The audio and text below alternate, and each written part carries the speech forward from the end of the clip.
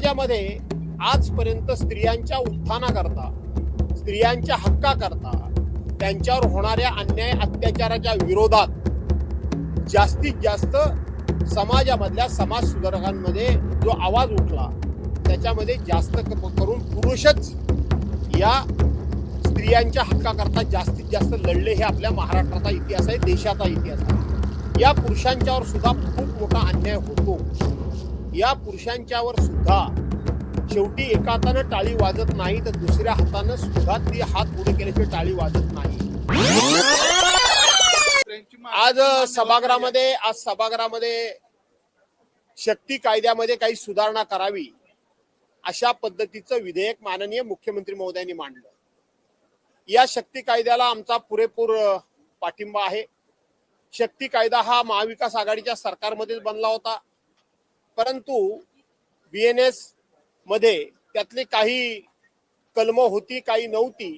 ती 2 कलमं ऍड करण्याकरता म्हणून माननीय मुख्यमंत्री महोदयांनी तो कायदा सभागृहासमोर आणला आणि त्याच्यावर विचार मांडण्याकरता म्हणून मी जेव्हा उभा राहिलो तेव्हा माननीय मुख्यमंत्री महोदयांना मी विनंती केली की या कायद्याला माझ्या पक्षाचा 100% पाठिंबा आहे. याला काही विरोध करायचं काही कारण नाही, कारण हा आम्हीच कायदा केला होता.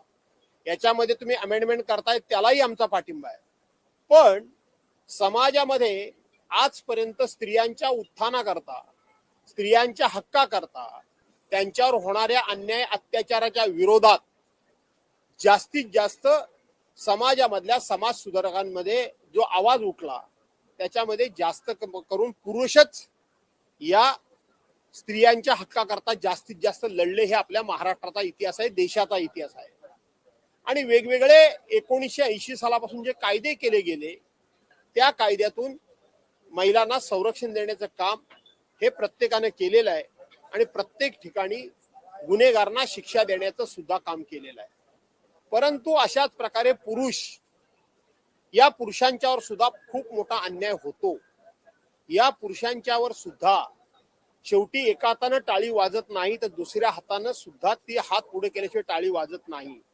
आणि म्हणून कधी कधी पुरुषांच्यावर कायद्याचा दुरुपयोग करून ज्या केसेस होतात, 15-20 वर्षापासून संबंध दोघांचे संमतीनं आहेत, 15-20 वर्षानंतर खटकल्यानंतर माझ्यावर रेप झाला किंवा काही जाणीवपूर्वक माझ्यावर त्या ठिकाणी सेक्शुअल हॅरॅसमेंट असेल, आणखीन काय हॅरॅसमेंट असेल, माझ्या इज्जतीवर, माझ्या इब्रतीवर मला छेडछाड केली वगैरे वगैरे वगैरे वगैरे, जे काही होईल त्याचा न्याय देण्याची महिलांना कायद्यामध्ये तरतूद आहे.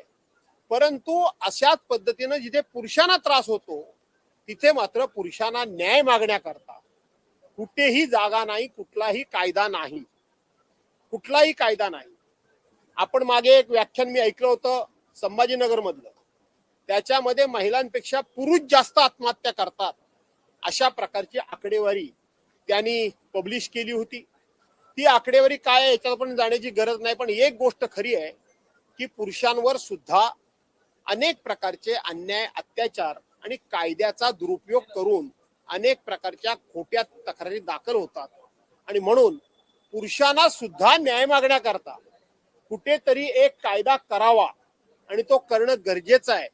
कायदा हा नेहमी समान असावा, सर्वांना समन्यायानं वागवणारा असावा, सर्वांना न्याय देणारा असावा. एकतर्फी कायदा कधीही समाजामध्ये शांतता लाभू देणार नाही. एकतर्फी कायद्यातून दोघंही समाधानी कधी होणार नाहीत. आणि म्हणून पुरुषांना सुद्धा न्याय देणारा, पुरुषांना सुद्धा पुरुषांची तक्रार ऐकून घेणारा कायदा मुख्यमंत्री महोदय आपण करावा अशी आग्रही भूमिका आम्ही मांडली. तीच भूमिका सुप्रीम कोर्ट सुद्धा हल्ली वारंवार मांडतंय की या कायद्याचा मिसयूज होतोय. आणि म्हणून त्या संदर्भामध्ये माननीय मुख्यमंत्री महोदयांनी सांगितलं की ही गोष्ट खरी आहे. या संदर्भामध्ये विचार करावा लागेल की पुरुषांना न्याय देण्याकरता म्हणून आपण या नंतरच्या काळामध्ये विचार करू, अशा पद्धतीची चर्चा झाली.